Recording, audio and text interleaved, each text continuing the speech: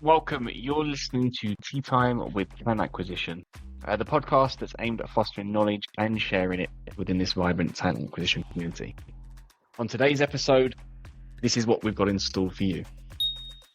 It's not something you invest in just once and then put to the side, right? You got to really have like a regular drumbeat and like keep pushing the narrative and try to stay relevant really in people's minds, you know?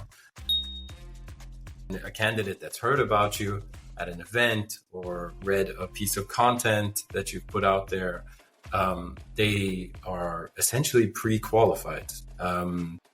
And you're going to have a lot less, you're going to have to do a lot less like selling, and they will be more engaged as candidates. It makes everything easier. Like you can then spend less time on this selling. They're probably like just generally less slippery, right? Like easier to set things up with.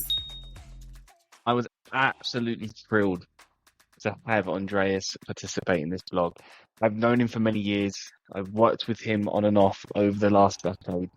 And trust me when I say this, he knows how to, one, run a talent acquisition process, two, run a branding process on a tight budget. The learns that we've gained from this podcast have been incredible. There's so much to take out that would take your branding for talent acquisition and employer branding from nothing to something very, very quickly by focusing on the key fundamentals and then working on the basics to implement. So grab a coffee or tea, jump in, and let's learn together. I was absolutely thrilled to have Andreas participate in this blog. I've known him for many years. I've worked with him on and off over the last decade. And trust me when I say this, he knows how to, one, run a talent acquisition process, two, run a branding process on a tight budget. The learns that we've gained from this podcast have been incredible. There's so much to take out that would take your branding for talent acquisition and employer branding from nothing to something very, very quickly by focusing on the key fundamentals and then working on the basics to implement. So grab a coffee or tea, jump in, and let's learn together.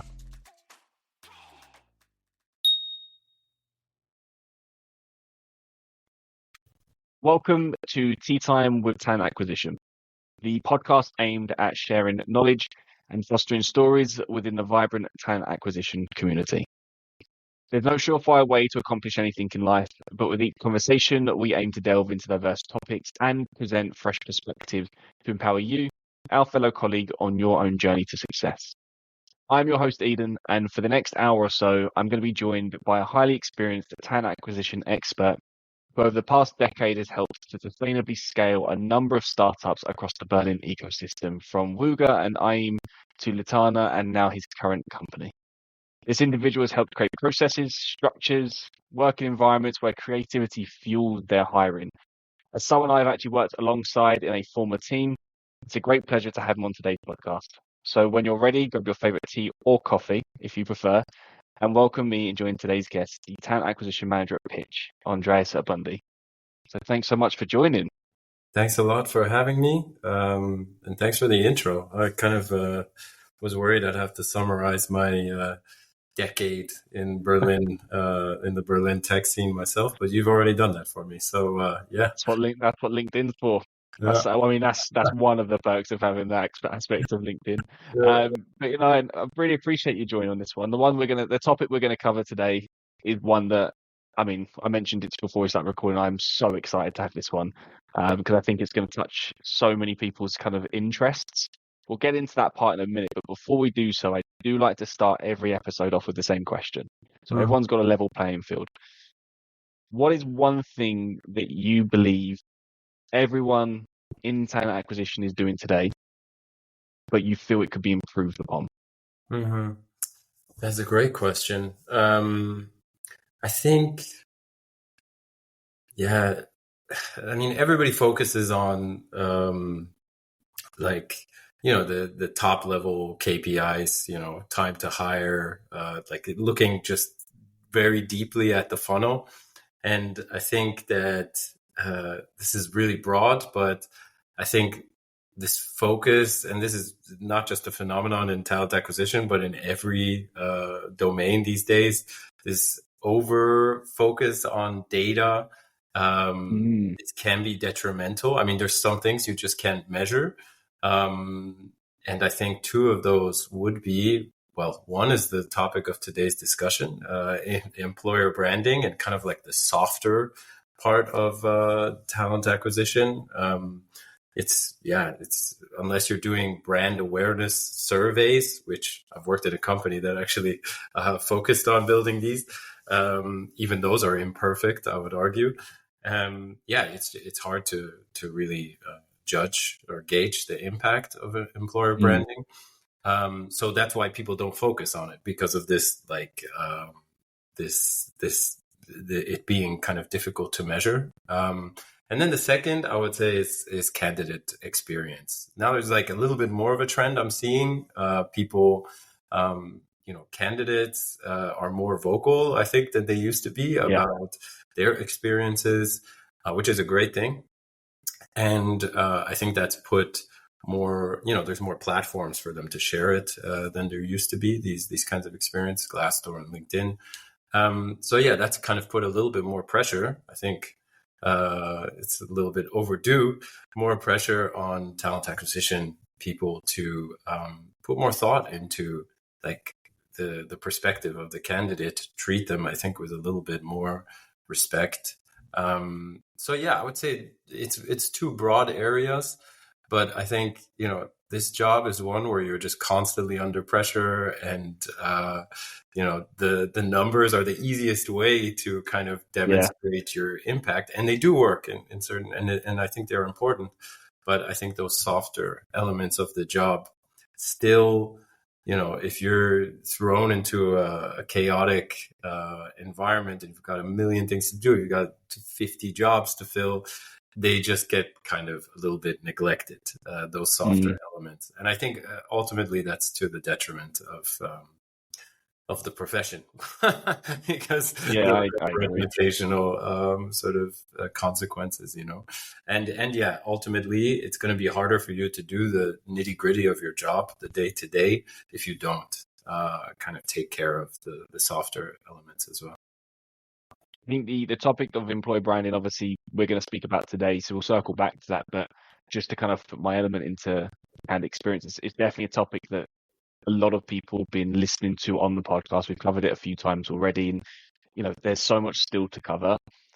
I actually wrote a post about this a couple of weeks back. I hope is rather the better phrase, where so many talent acquisition professionals have been let go, and they're in the firefight of finding a job right now, and they're feeling it. They know what bad experiences look like, because candidates are getting ghosted, companies are just closing roles, making offers, pulling them.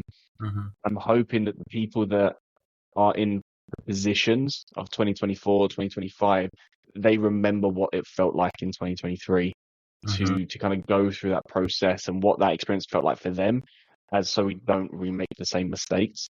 I think we will get there. I think this is probably the first time in a very long time, or certainly in my career, where so many talent teams have been, not talent teams, but how many talent individuals have been looking and experiencing bad processes. So I think this is going to make a sizable shift in that actual experience.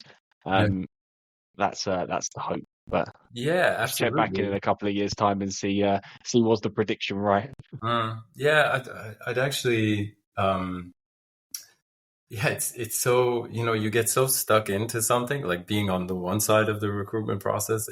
I think it gradually kind of like wears away your empathy and like your ability to kind of like see it from the other perspective.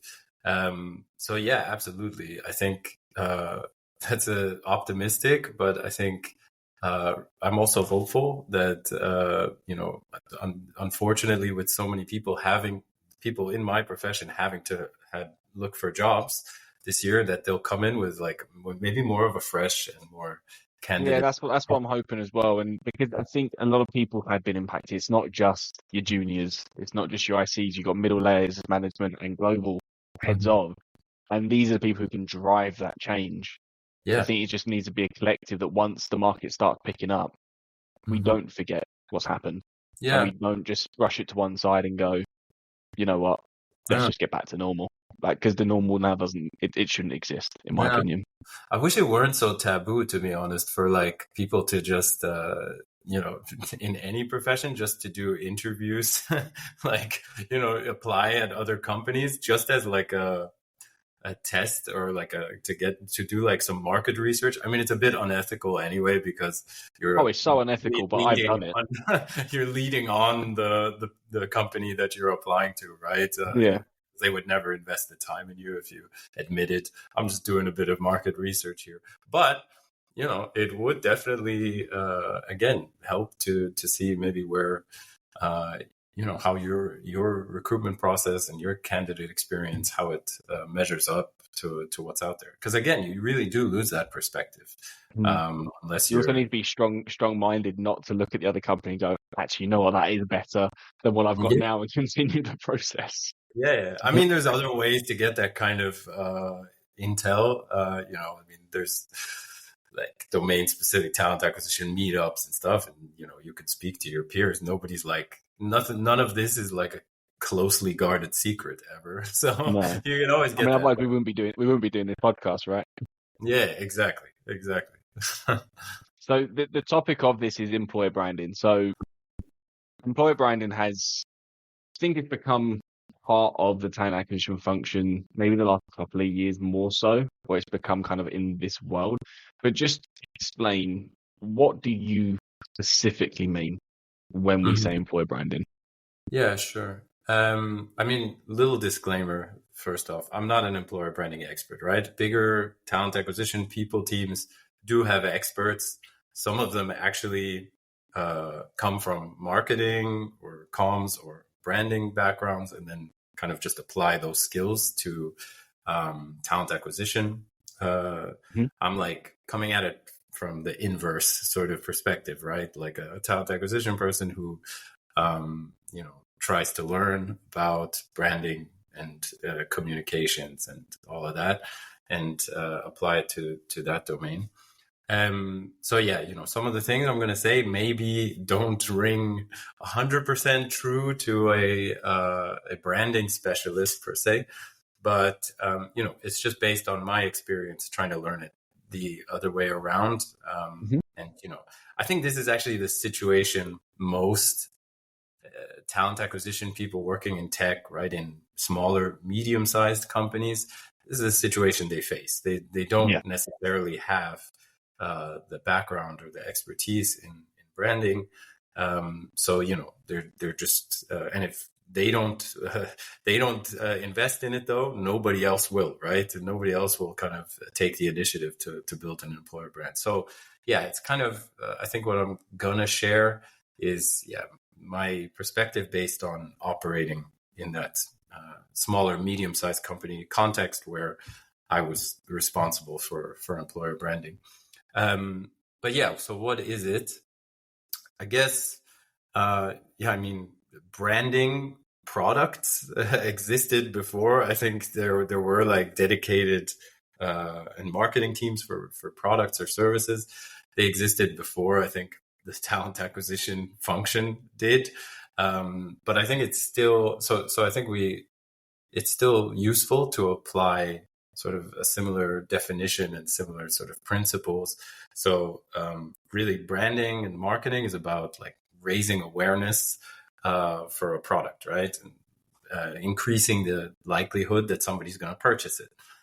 Or if they don't purchase it, at least make them like a net promoter or like a brand evangelist or something like that. So our product as talent acquisition people is essentially, it's like, it sounds a bit like transactional, but it's the jobs that we have on offer, right?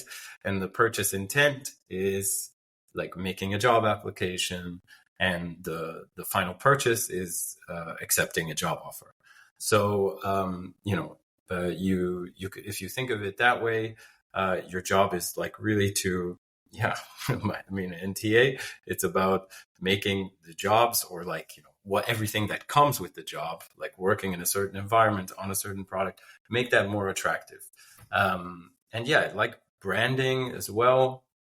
It's not something, branding again for a product or marketing a product, it's not something you invest in just once and then put to the side, right? You got to really have like a regular drumbeat, and like keep pushing the narrative, and try to stay relevant really in people's minds, even if, and that again, it applies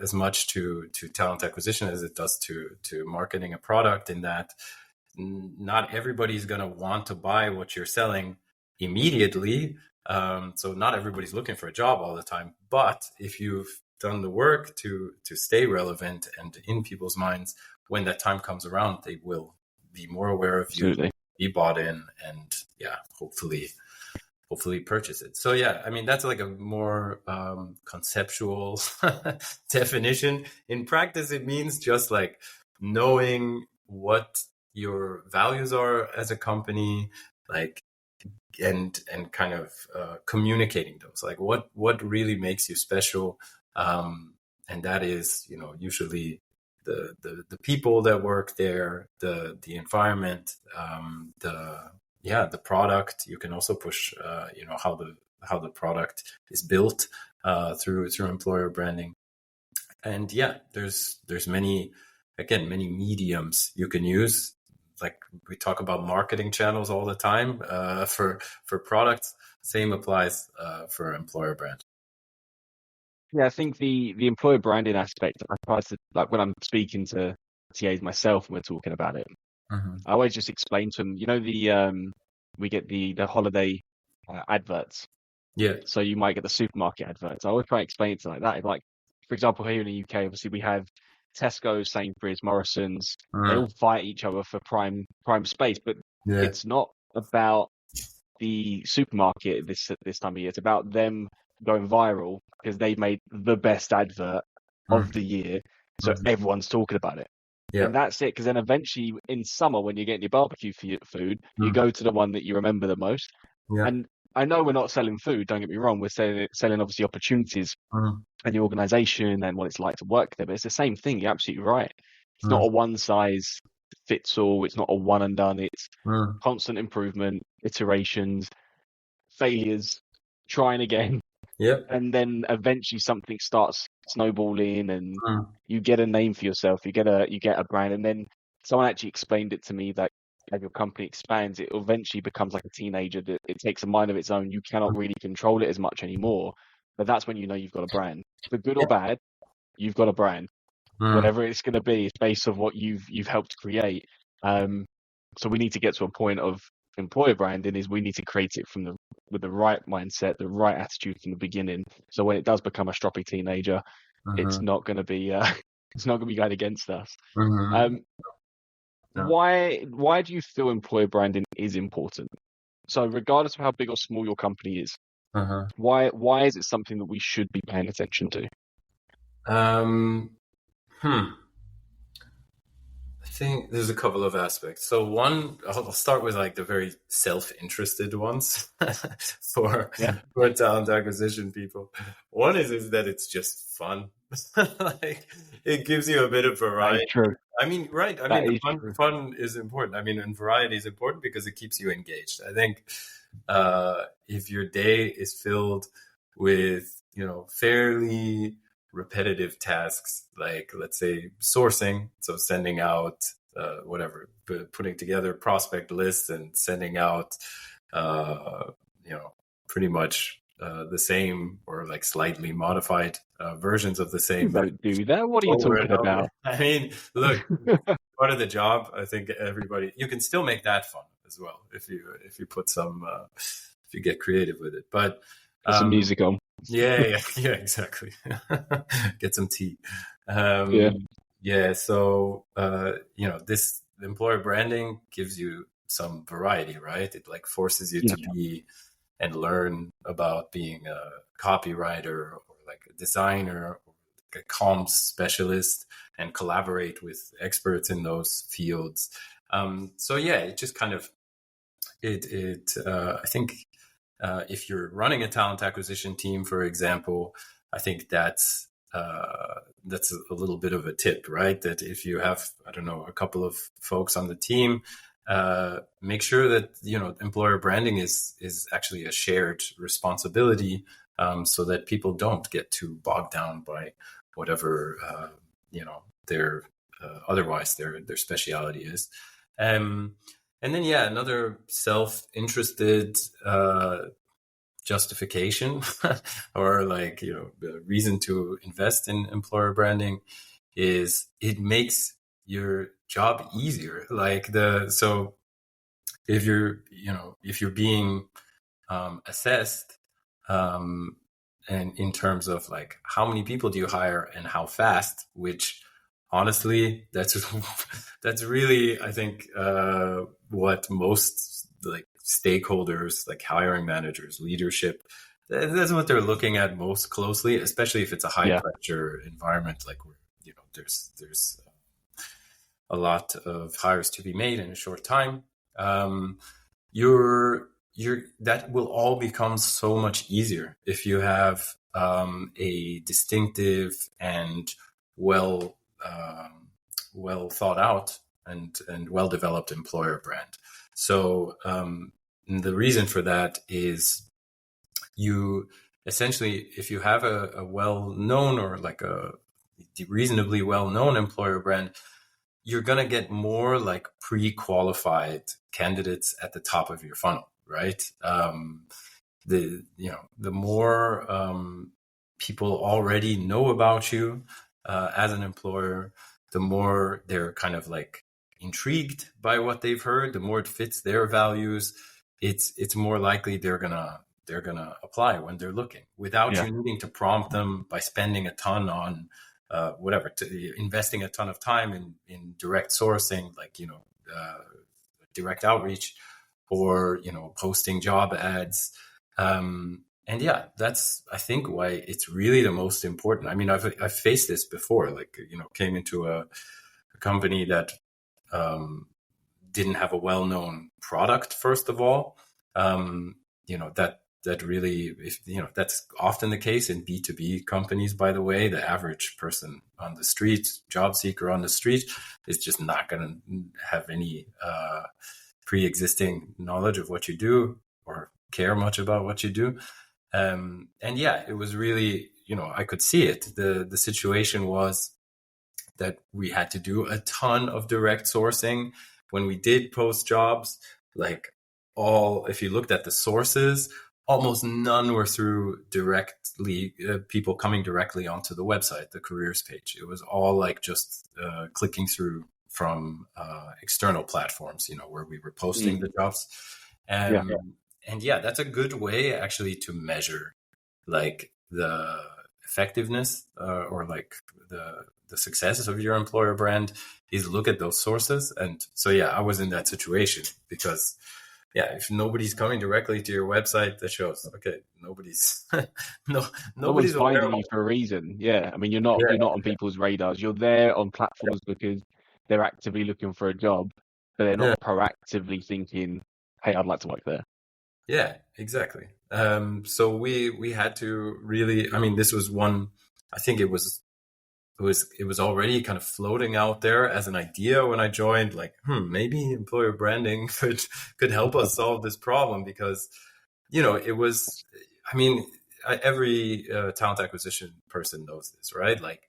Direct outreach is great, but it's a low return on investment, and the candidates you get through that are notoriously difficult to manage, because they, a lot of the time they're not active job seekers. You need to do that qualification and selling. And that all takes time, and the chances of failure, i.e. them just dropping out or being you know what, actually I'm just going to stay where I am.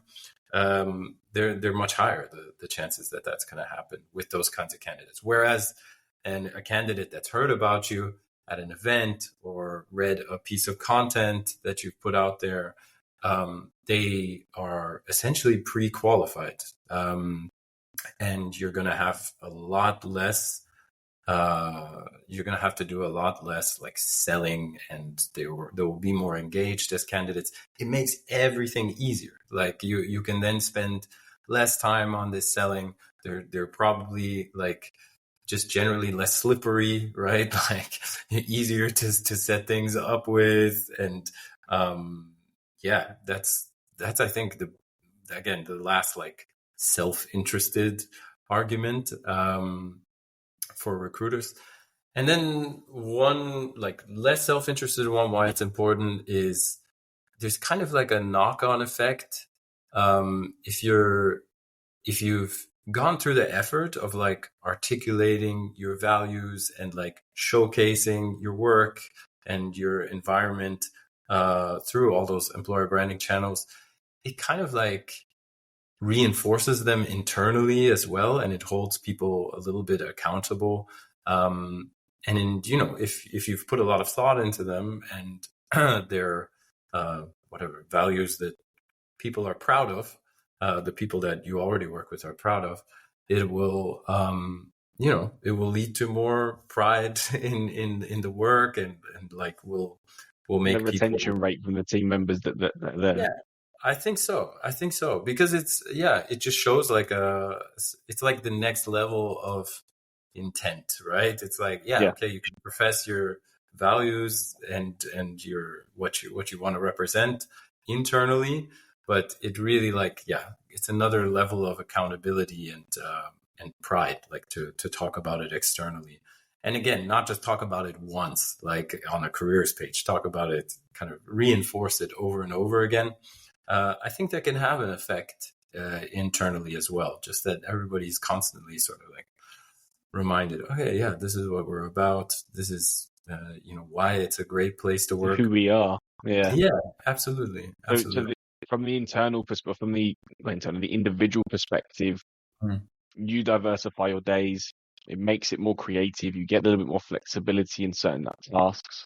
Yeah. From a business perspective, we increase the retention rate, but naturally also increases the opportunity of getting better qualified candidates at the top of the funnel, and makes it easier to close throughout that process. And then hopefully leading to a better return on investment on the tools that you're using. And especially in something like in the current market where, maybe new tool sign-offs, new platforms, agencies, RPO systems, whatever, it's each euro that's being spent is being scrutinized.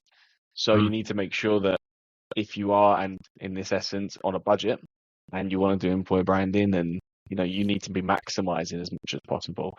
So before we get into kind of methods, which I know you've got quite a few to share, so I'm excited to kind of get to that point, but we need to identify where we're going, right? So we need to know what the goal is. We know why we should be doing employer branding, but there's no point in just doing employer branding, because eventually you're going to fall, you might forget ideas, you might not know where to go. It might get a little bit confusing to people who are actually reading the content or seeing you online or offline. So how can you actually articulate clearly as a collective team what the end goal for employer branding should be? I think, you could get really like practical about it and just say, okay, we want to increase this number. We want to increase like the direct applications, qualified direct applications by this amount, or we want to reduce our reliance on whatever, the direct outreach, candidates coming in through direct outreach by a certain amount.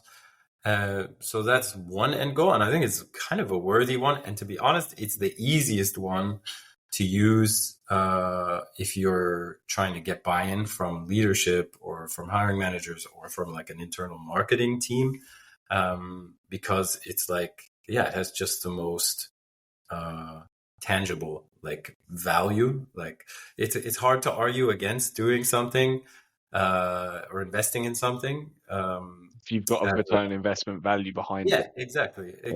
And there's no hiring manager that's gonna, like, they can argue with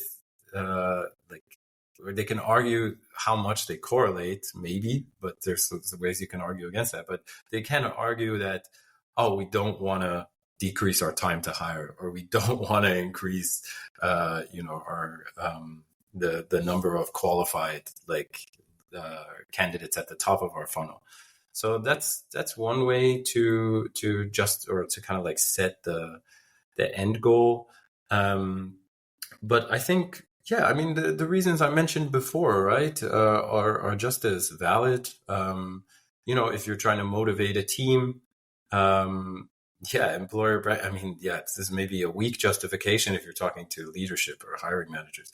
But if you're leading a talent acquisition team, giving folks that variety and allowing them to grow in ways like along career paths, maybe that they wouldn't be able to explore in a team that's a little bit more like rigid in terms of responsibilities and career paths.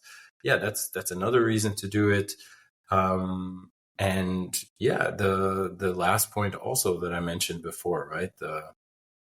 This accountability, like everything you talk about in your employer brand, those are things you're kind of signing up to live up to, right? If you're putting them out there, anybody that joins, it's kind of like sets a little bit of a standard. It's like, okay, this is now going to be the expectation, like, of people coming in, and we have to live it, essentially. I mean, it's easy to live up to if all you do is on your in your employer brand is talk about, I don't know, like benefits or fruit baskets. In that way, we are selling food in some ways, like Marks and Spencers and Tesco. I mean, the sooner we read fresh fruit from the job description, the better I think the world will be for everybody. Yeah, that's almost become a cliche now. The standing joke. That one, and if you're in Berlin, Club Mate. We have Club Mate and we have fresh fruit. Yeah, totally. That's easy to live up to, because what you got to do, you just got to get, the delivery every week.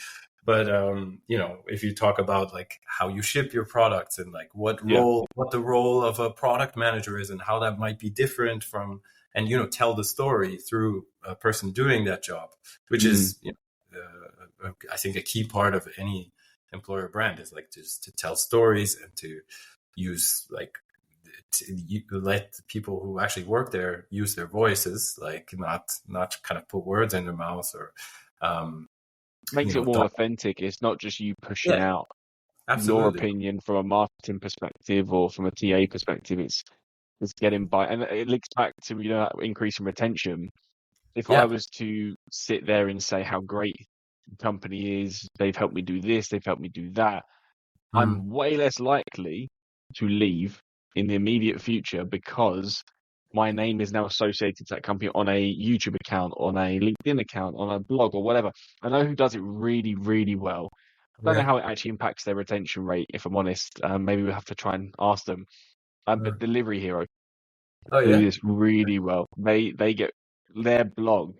They frequently get people in the tech team to write very technical articles, put it on the blog, creates great SEO for them, but it also showcases the technical quality that other people could expect if they were to join. And they do that really, really well. And I always frequently see their articles, and the team are proud to share them. And everyone cheers for each other. Everyone shares kudos, all that sort of stuff. And it's good to see. But I think they've only been doing that recently. Maybe like this year, or maybe I'll check before this goes live. I'm gonna have to check now. So we know the what is, we know the why we should be doing it.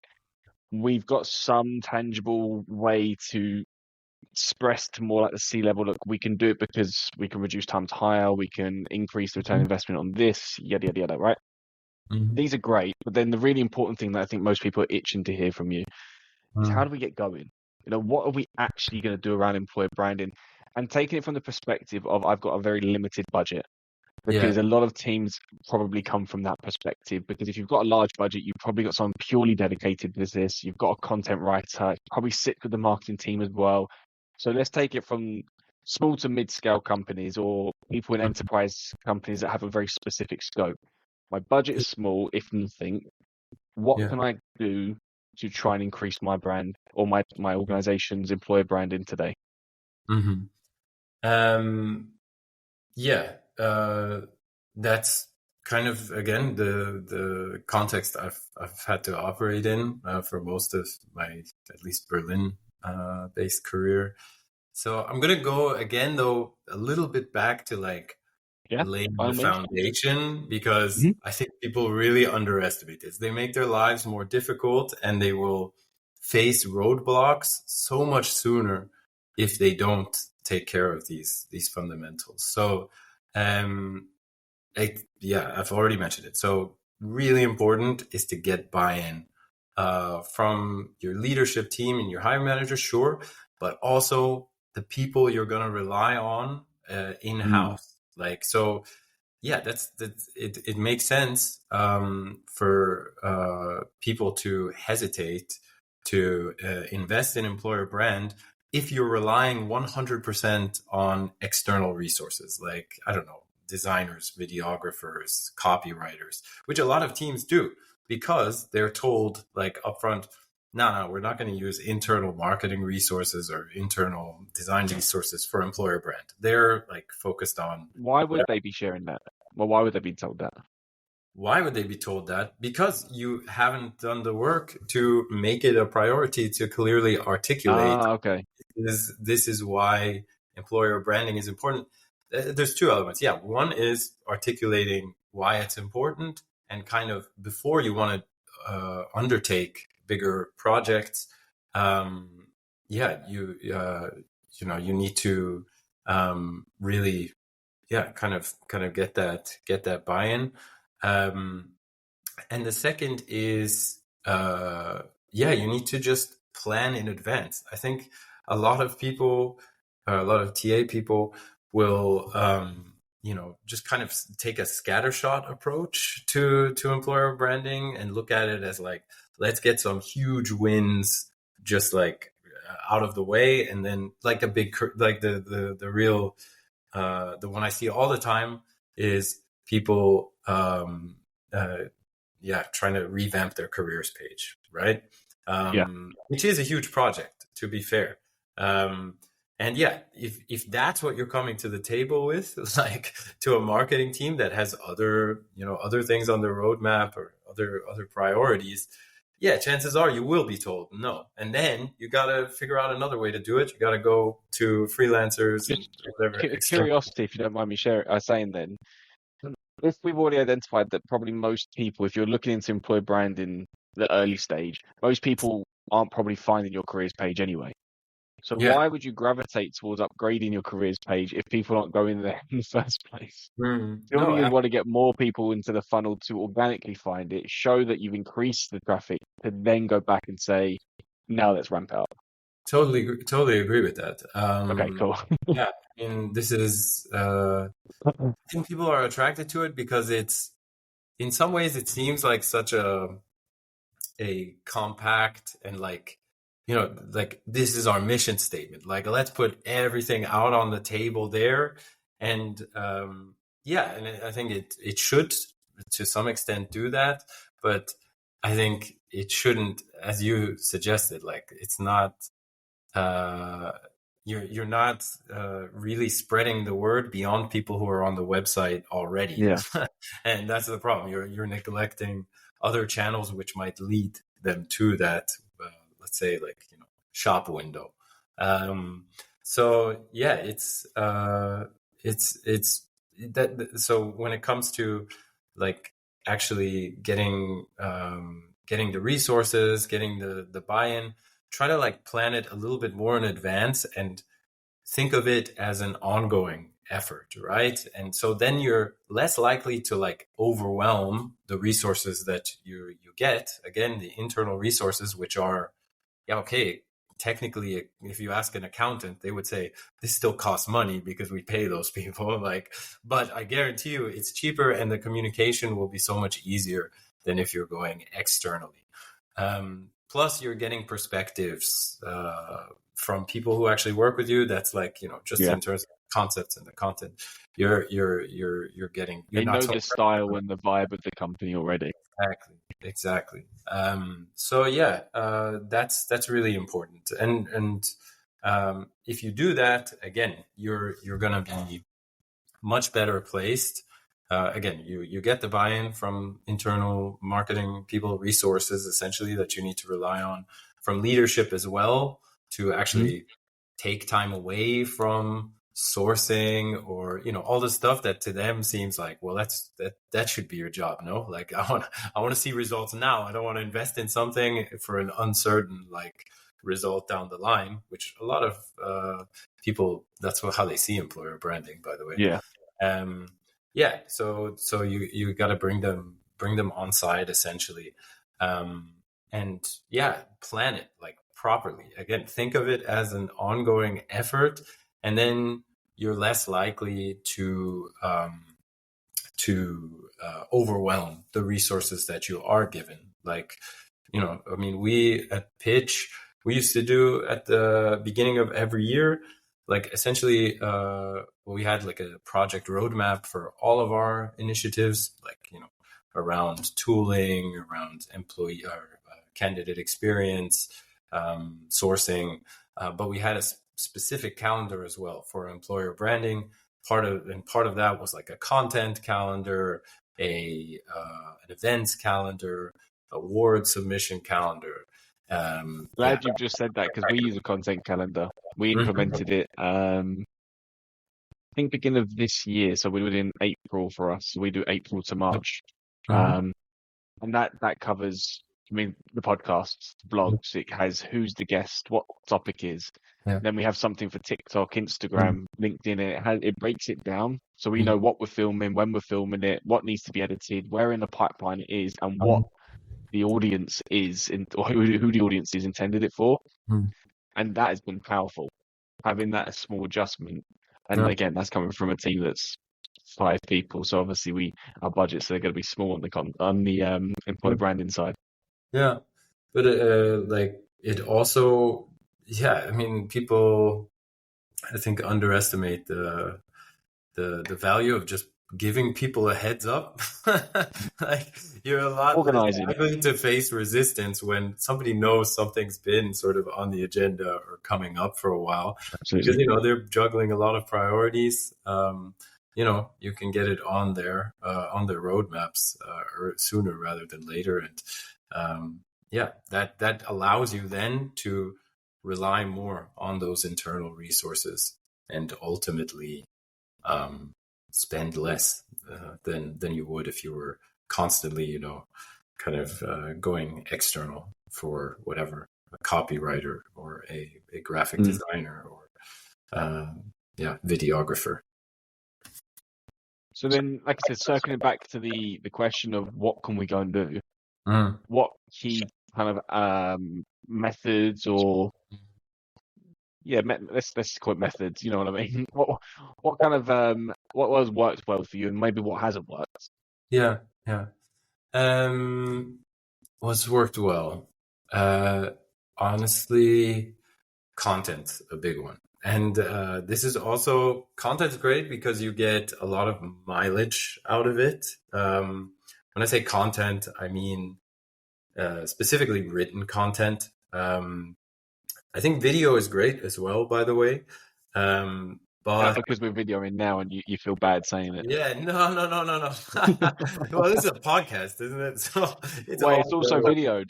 It's doubled because it goes on YouTube as well. So smart thinking. Yeah. No, but it's just more. It's a little. So the reasons it's good is that it's very engaging. It's very obviously visual, and it's it kind of really, it paints a picture and kind of gives you a sense of somebody's personality more than maybe a piece of written content would. But written content, I think, is more easily shareable. I think a lot of people on social media don't click out of principle or out of time. Will not click videos and then just sit there and watch it. I think written content is more digestible at your own pace, as opposed to the pace of what a video, whichever it goes at. And yeah, you can, it's also easier to produce. Not gonna lie. Yeah. Written content, Yeah, right? that is true. It can be very collaborative. It's not necessarily always the author who is the only one contributing to the person with the byline isn't the only person who's contributed to it. Yeah, it goes out on many mediums. It's very easy to kind of like parlay it into different mediums in different formats. So yeah, I mean, and one like more practical tip here is that, yeah, you can, you a lot of the content that I've produced, for example, at Pitch, or I've helped to produce, it was like stuff that already existed, but just was reformulated for like a blog piece. Like, for example, there were a ton of internal resources about our tech culture. Like, how do we build this product? Like, what's our shipping cadence? What are the tools and like sort of the libraries we use? And yeah, like obviously that's content people are going to really engage with, and will speak a lot to potential candidates because they're really interested. Wow. So you guys we use Clojure. It's like fairly esoteric, like functional programming language. It's rarely used to make like, kind of more mass market, products like Pitch. It's a presentation software in a browser. So a lot of people are really interested. Okay, what framework specifically are you using? How do you, how do you do it? Why did you choose it? Yeah, so a lot of that content was there. So we repurposed a bunch of it, like took kind of the key takeaways from things like what are our engineering principles? How often do we ship? How do we plan? What some more kind of technical stuff about implementation. And yeah, we crafted like a bunch of different blog articles around that. And then this goes into repurposing. So yeah, how are you going to get the most mileage out of that? So you have a blog article, for example, about your engineering principles. Easy one and an easy win is get it out on social media, right? The best social platforms for employer branding. Generally, it's LinkedIn because people are on there, maybe looking around for jobs, but just more kind of to engage with kind of work or professional things. Hacker News for tech stuff. A lot of folks on there. We also had a couple of Slack channels that we would share that on. But like there's some evergreen content, let's say, that will be interesting to all candidates in a specific domain. Put it on your job descriptions as well, like as part of a let's say boilerplate text at the top. So yeah, just really getting the most out of those things. I mean, it really always will depend on, and this I should have said this before about the foundations of employer branding and how to like maximize your chance of getting the resources and building a successful or an effective employer brand.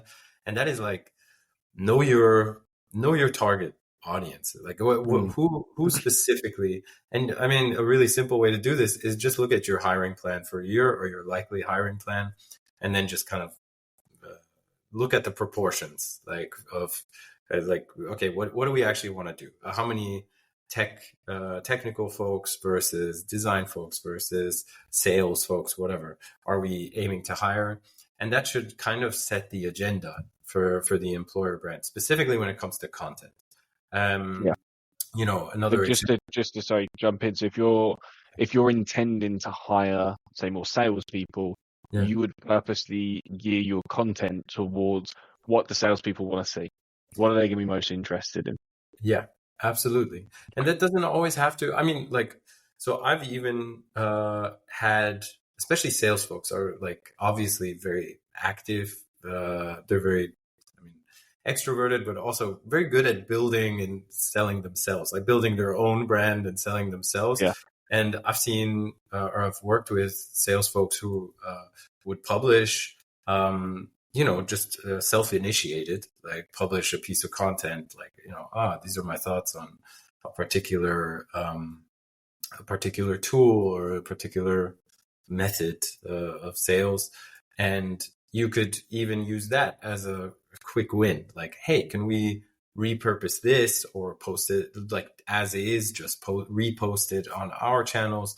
Also, you would contact them and ask them, Yeah, I can mean, I you work with repost them, it? so it's not like I'm coming on. Oh, Yeah, sorry. yeah, Sorry. I thought yeah. you was referring to other people who maybe you were trying to target. No. I would Okay, got it. no. I'm talking about like coworkers who are Yeah. publishing content for whatever, just to knowledge share out there in the Yeah. world, or So for you would ask them, so it's still there, because I think there's somewhat of a fear I do see with this about who owns the content.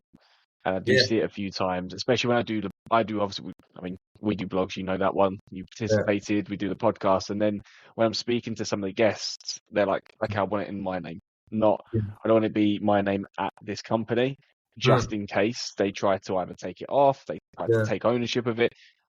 That hasn't happened in terms of that. No one's ever emailed me saying, take this down. But That's why you I get can. it. Yeah.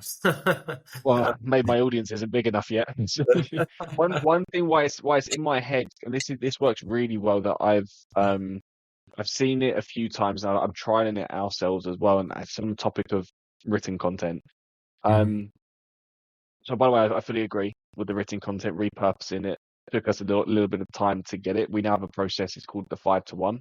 So Mm. every one piece of written article content produces 5 external contents, and you can like snip it down. You can do a video, whatever, right? Yeah. It's Tweet series or whatever. Yeah. exactly right.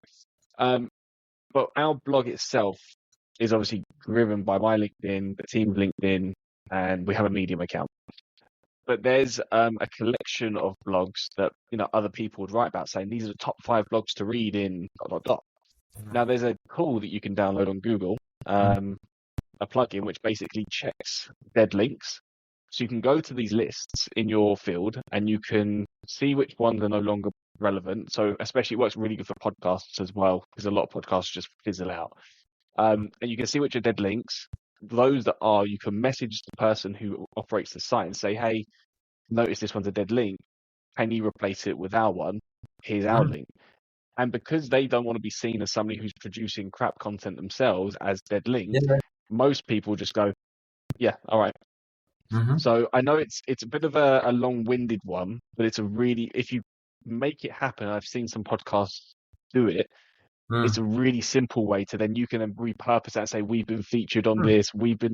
It's a bit of a I love it. shady way of doing it, but No, it's a curious way. clever hack. Yeah. I've never There you thought of go. it. I mean, SEO and getting backlinks and having associations with like more well-established whatever platforms, publishers.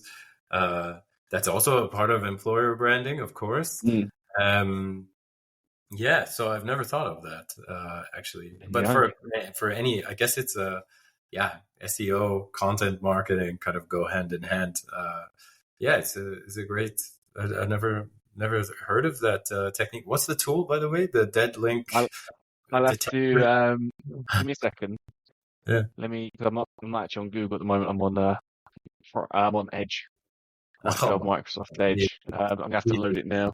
What is this? 1998.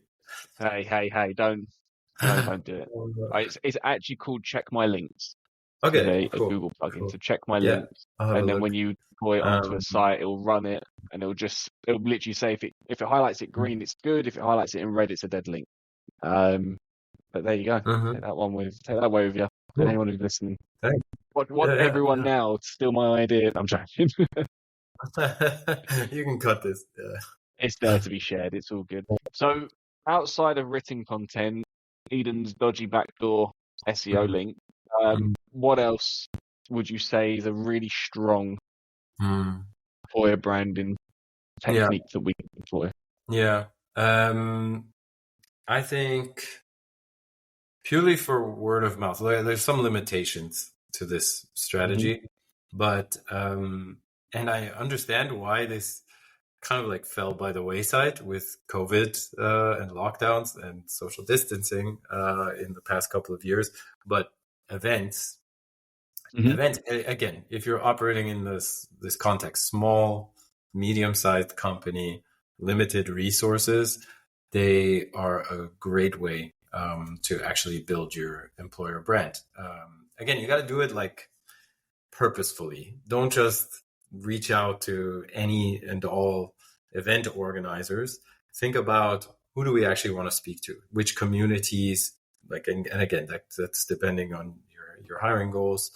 So you need to kind of build up a list, essentially, or what you should do is build up a list of, okay, these are some meetup groups in, let's say you're hiring, I don't know, backend developers. Yeah, Clojure developers. Yeah. I mean, luckily for Clojure, this is a super simple exercise because there's literally only like 2 Clojure events per year. That's why I said Clojure events. I mean, there's a lot of the groups and community is small. Yeah. Let's say that one. Yeah. But yeah, for something like, I don't know, Python developers or Ruby developers, there's quite a lot more selection there. So yeah, try to focus in on the ones that seem to have the most active membership or the biggest number of members, or where, you know, you can watch some videos on YouTube of what's been sort of presented in the past. You can get a sense of like, okay, this is people clearly attend this because it's useful, and it's clearly the people who attend are deeply embedded in this community and care a lot about it. So yeah, hosting events, I mean, what the advantage is in terms of employer brand is just purely the association of your company with a certain community.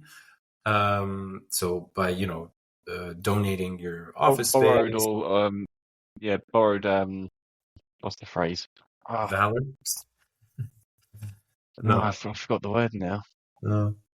It's escaped me. It's going to come into my head. Literally, I'll be saying it in the middle of the night and I have to text you then. Yeah. Carry on. It's cool. It's going to bug me. Shine, you could say. Yeah. Borrowed authority. There we go. Boom. There we go. Yeah. Sorry, carry on. So yeah, and you get that, but also sometimes you got to ask for it. But we used to host at one company I worked. Again, this was a big part of our employer branding strategy, was like hosting events for specific domains, focused on specific domains or kind of groups of people. We would always request, hey, you're in our office. Do you mind if we? There's a fine line here. You can push it too hard, but you can ask nicely. Can we just give, like, us being the talent acquisition or people team? Can we just give like a really brief intro and just like tell people what we do and why we're excited to host it? And most people, again, meetup groups are cooler about this because they're generally self-organized and informal than like, you know, I don't know, the bigger, more formal event. And yeah, they're always happy to let you do that.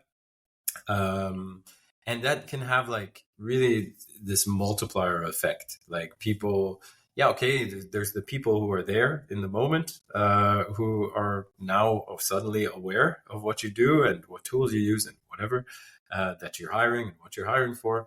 But I've had it happen back then. It happened very frequently that from that, somebody else would, somebody who was attending would tell someone else and so forth. It really worked wonders. And so you get bonus points here, or it's more effective. Any event, for a meetup group, less formal, or like a bigger one where you have to pay for a conference ticket or whatever. It's more effective if somebody who you work with, so a colleague is actually giving a talk, ideally, related to the work they do at the company. Because then you just get a subject matter expert, you get more engagement from the audience. And you get more out of it also if this again goes to repurposing. And again, if we're talking about do stuff on a budget, just squeeze every last drop out of whatever you're investing And in. you can get pictures from it. You can post that and say Yeah, we're at this event. exactly. I Tag mean, you it. don't have to be so I'll like, record you. yeah. There's You so want to much do to all of do. this stuff in like a tasteful way, right? Don't make it super obvious that or you don't want to give the impression that you were only hosting the event to get this piece of content out of it. Like, so don't just say, hey, we hosted some people, by the way, here are the jobs in that domain. Like, say, it was a great evening, this is what was discussed, these are some of the topics, here's the links to the organizers, and here's the video recording of the session. And then, only then, If you want to learn more about us, yeah, here's our lovely careers page. exactly. Because I think it can kind of backfire if you Yeah, absolutely. You can see through it. yeah, absolutely, and that can do more harm than good in the long run. So yeah, this is something you can do fairly independently as a talent acquisition team. If you're trying to line up speakers, that's obviously more collaborative. I mean, I had the privilege of working in one company. It was Wooga, actually, where we had a full-time events manager, and we would work with her at the beginning of every year to talk through, okay, what communities are you trying to sort of engage with this year in terms of hiring?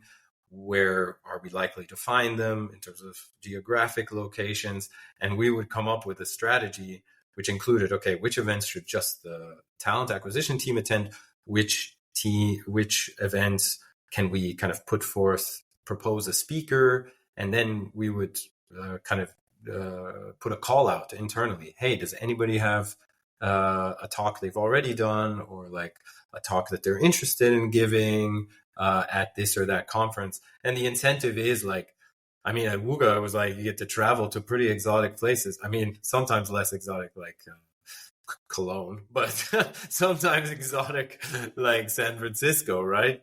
And you get anyone who's listening from Cologne, we apologize already. I was comparing relative to San Francisco. It's less exotic. Yeah. Nice save. Yeah. But no, I like that point because it gives more of a purpose to content.